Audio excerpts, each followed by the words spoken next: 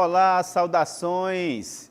Língua portuguesa, mais um momento para nós conversarmos sobre a nossa tão querida e amada língua portuguesa aqui no Aula em Casa Amazonas. Vamos conferir o nosso conteúdo? Observe!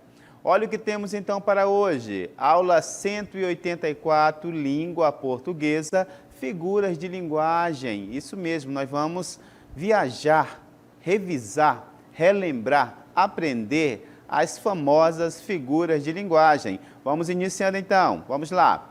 Olha o que temos então aqui. Primeiramente, entendermos que figuras de linguagem, olha que interessante, são recursos linguísticos, ou seja, que fazem parte da nossa comunicação, que fazem parte da nossa linguagem, do nosso dia a dia. Então, constantemente nós estamos nos comunicando e ao nos comunicarmos, nós fazemos uso de recursos linguísticos. Olha que interessante. Aqui os autores recorrem para tornar a linguagem mais rica e expressiva. E aqui eu faço uma observação, não só os autores, nós também, quando apreciamos o pôr do sol, por exemplo, podemos simplesmente dizer que o sol se põe, ou então que o grande astro iluminador do universo vai repousar. Então, nós temos duas formas de dizer. Esses recursos, as figuras de linguagem, revelam a sensibilidade. Por quê? Porque a sensibilidade? Eu passo a ver com outros olhos, vamos assim dizer, tá bom? Traduzindo particularidades de estilos.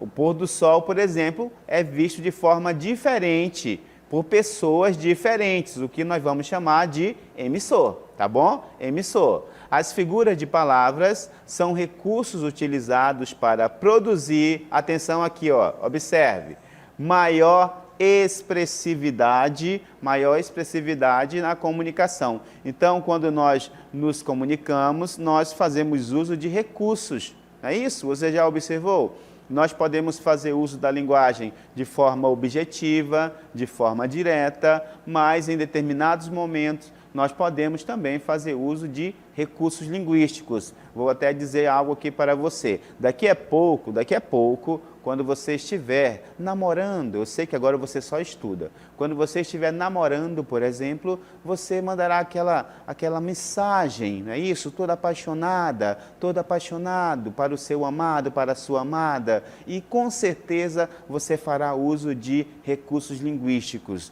Quando você disser, por exemplo, ó meu amado, ó minha amada, seus olhos são esmeraldas, por exemplo, tá bom? Então você faz uso de recursos linguísticos também, tá bom, meus queridos? É assim que nós fazemos uso, não só os poetas, não só os autores, mas nós, não só quando estamos apaixonados, não somente, mas também quando nós apreciamos, por exemplo, uma paisagem belíssima, um pôr do sol, a lua, outro dia eu acompanhei nas redes sociais, muita gente apaixonada pela lua, como ela se apresentava para todos nós. Fazemos uso, sim, de recursos linguísticos, tá bom? Vamos avançando então. Olha o que nós temos aí, comparação e metáfora, temos que começar com elas. Na comparação, há a presença de dois elementos. Claro, professor, no mínimo dois elementos para que haja uma comparação, mas em especial, observe aqui, ó, não apresenta relação lógica. Primeiramente, não apresenta relação lógica. Ao serem comparados, ou melhor, vamos aqui, essa comparação, olha aqui, ó, objetiva encontrar entre eles um elemento que os aproxime ou que seja comum a ambos. Tá? Então, nós usamos constantemente o como, o que nem, tá? E outros elementos também. Entretanto, isso não será conseguido através do uso real ou comum das palavras, mas explorando seus elementos, não é isso? Os figurativos, explorando o seu uso figurado. Para sermos mais diretos agora, usando o como. Aquele rapaz é forte como um touro. Aquele rapaz é forte como um touro. Observe, existe algo em comum. Aquele rapaz é forte como um touro é forte.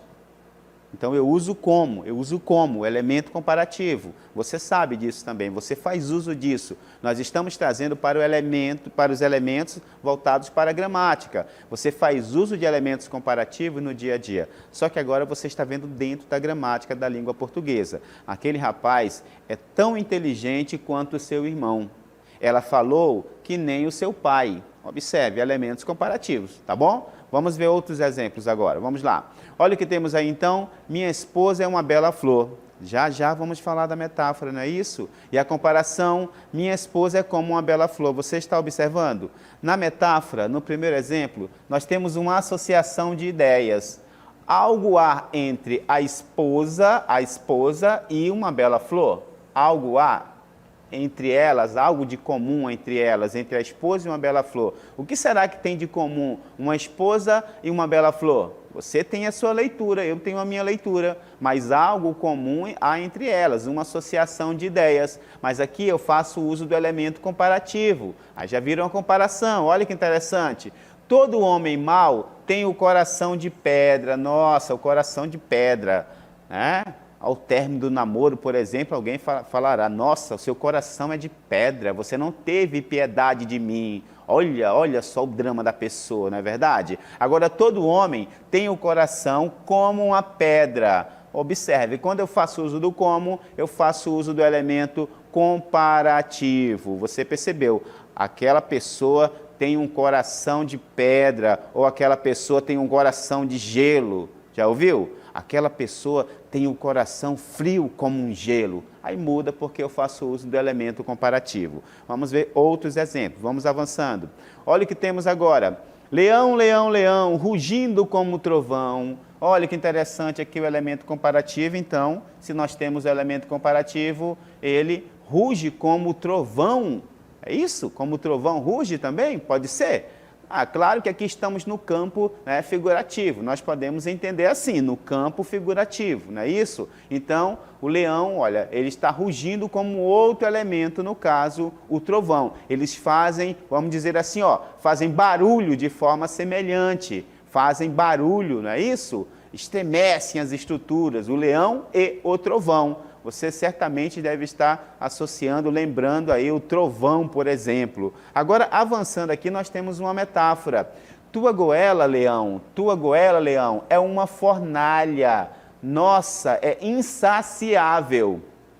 Teu salto, leão, é uma labareda. Teu salto, leão, aliás, tua garra, leão, tua garra é uma navalha. Então, quando nós fazemos uso aí de tua goela é uma fornalha, teu salto é uma labareda, tua garra é uma navalha, nós estamos fazendo uso da metáfora, uma associação de ideias. Tua goela é uma fornalha. Olha, uma fornalha, pode jogar ali o que você quiser que ela vai consumir. E parece então aí que o leão é um ser insaciável, não é isso? Insaciável, tua goela é uma fornalha, vai consumindo tudo, sem dó nem piedade, como nós ouvimos no dia a dia. Então, metáfora, associação de ideia, aquele menino é um anjo, algo de comum há entre o comportamento do menino e da figura que nós entendemos, né? Isso, o anjo, aquele menino é um anjo. Agora, quando eu uso a comparação, aquele menino é tão angelical como um anjo. É isso, olha, já tem um elemento comparativo aí, tá bom? Vamos avançando para a antítese agora. O que nós temos? Antítese, outra figura importantíssima para o nosso dia a dia. Atenção, não só para você compor os seus poemas apaixonados, é isso? Mas também para fazer uso no dia a dia. Observe aqui, sentidos opostos que contrastam. Olha aí, sentidos opostos. Então, há uma aproximação destes termos contrários. Olha aqui, sentidos opostos, termos contrários.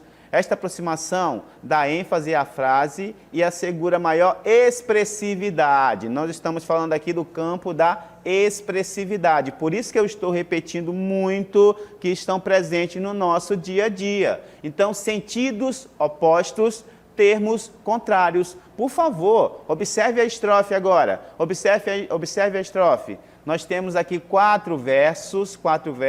Em um deles existe a antítese, que são elementos opostos, termos opostos, termos contrários também. No primeiro verso, existem termos contrários? No segundo verso, observe o segundo verso. Depois da luz se segue a noite escura. Nós podemos apontar, é isso, luz e escura, não é isso? Ó? Existe contrariedade aí. Em tristes sombras morre a formosura, em contínuas tristezas a alegria. Então, quando nós observarmos elementos contrários, nós estamos fazendo uso da antítese. Ela é muito comum no nosso dia a dia. Ele é muito comunicativo, já ela é muito calada. Ela está sempre sorrindo, ele sempre com a cara fechada. Então, quando você observa assim também elementos, não é isso ali, se referindo a seres, você está fazendo uso da antítese. Comparação, não é isso? Metáfora, antítese e agora prosopopeia. Vamos a ela. Prosopopeia consiste em atribuir ações ou qualidades de seres animados. Nós comumente ouvimos seres vivos, né? Seres humanos, na verdade, a seres inanimados, seres não humanos. Então, é muito comum nós ouvirmos que a prosopopeia consiste em atribuir ações próprias dos seres humanos a seres não humanos, como é detalhado aqui também. Observe aqui, ó, características humanas a seres não humanos. Então, é muito comum, por exemplo, você lá no balneário, por exemplo, quando você vai ao balneário com a família, com os amigos, enfim, não é isso? Em uma caravana da igreja ou algo assim, você encontra muito. Não jogue lixo nos rios, a natureza agradece.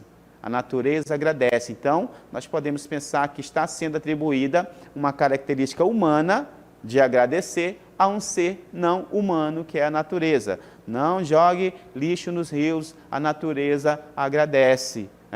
Então, hoje o sol veio para me perseguir. Hoje ele está 40 graus. Ó, eu estou atribuindo a característica humana, perseguir, a um ser não humano. Mas temos outros exemplos, vamos lá. Aí nós temos então, as pedras andam vagarosamente. Olha que interessante, as pedras andam vagarosamente. As pedras, andar, característica humana a um ser não humano. Depois nós temos ali, o livro é um mudo que fala, um surdo que ouve, um cego que guia. Características humanas atribuídas a seres não humanos. E a floresta gesticulava nervosamente. A floresta gesticular próprio do ser humano. E o vento fazia promessas. Estas sim, promessas são características humanas, não é verdade? Os seres humanos fazem muitas promessas. Mês que vem eu vou começar a fazer a minha dieta. É uma promessa feita pelo ser humano, e aí você está vendo que está sendo atribuída a um ser não humano. Você também deve fazer as suas promessas, prometo fazer isso, aquilo. Vamos colocando em prática também isso aí, não é verdade? Vamos então a um poema que apresenta também prosopopeia. Adormecida. Uma noite eu me lembro, ela dormia, ainda não determinamos o ser, numa rede encostada molemente, quase aberto o roupão, solto o cabelo, mas nós estamos observando que se trata de um ser humano. E o pé descalço do tapete rente, avançando, que nós temos aí então. De um jasmineiro, muita atenção agora, os galhos encurvados, indiscretos, entravam pela janela. Alguém estava tirando a sua soneca e o galho de um jasmineiro avança. E de leve o galho, oscilando ao tom das auras, ia na face trêmulos beijá-la. Então nós temos o galho beijando a donzela, avançando. Olha o que nós temos. Era um quadro celeste. A cada fago, mesmo em sonhos, a moça estremecia. Quando ela serenava, a flor beijava. Quando ela ia beijar-lhe, a flor fugia. Olha só que interessante. O galho, a flor, tendo características humanas, não é isso? Então, quando eu atribuo características humanas a seres não humanos, eu estou no campo da prosopopeia ou personificação. Aí nós temos uma flor que beija a donzela que dorme e não aceita ser beijada. Ela foge. Quanta injustiça! Vamos avançando então com a nossa dinâmica local interativa.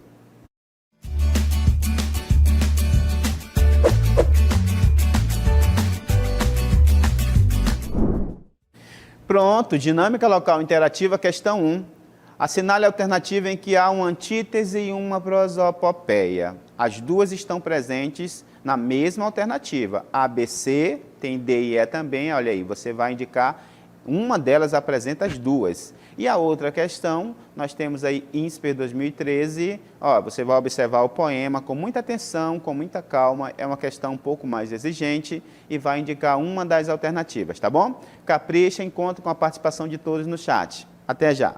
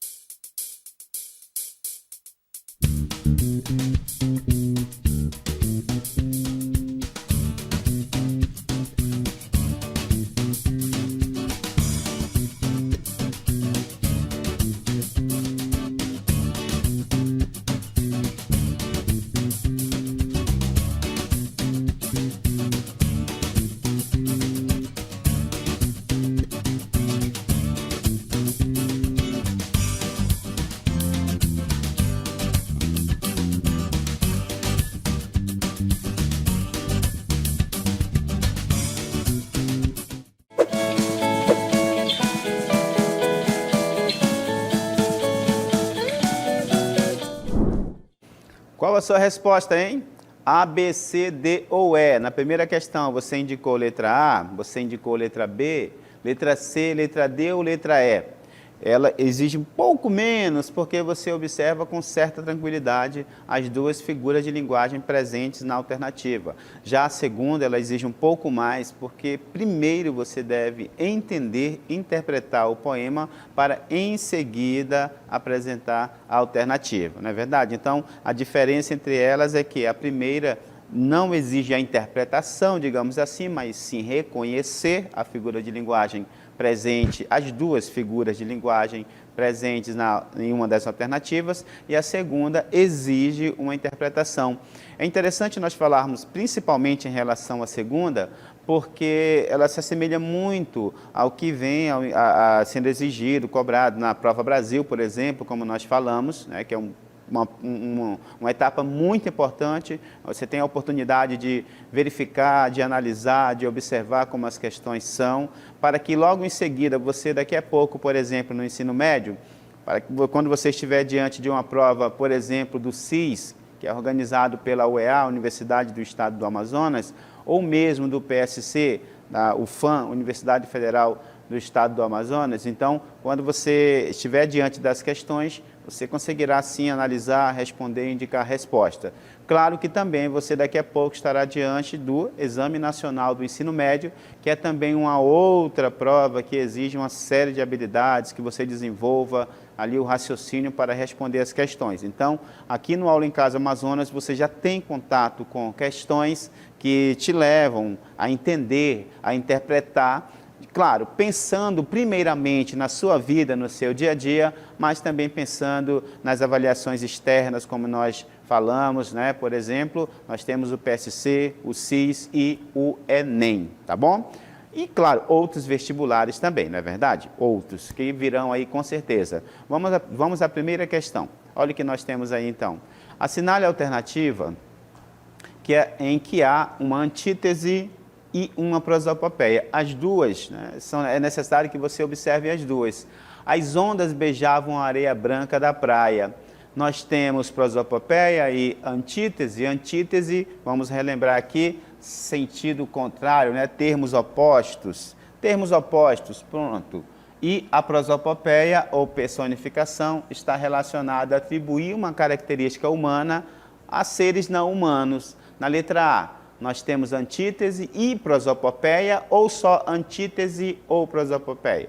É interessante que você observe.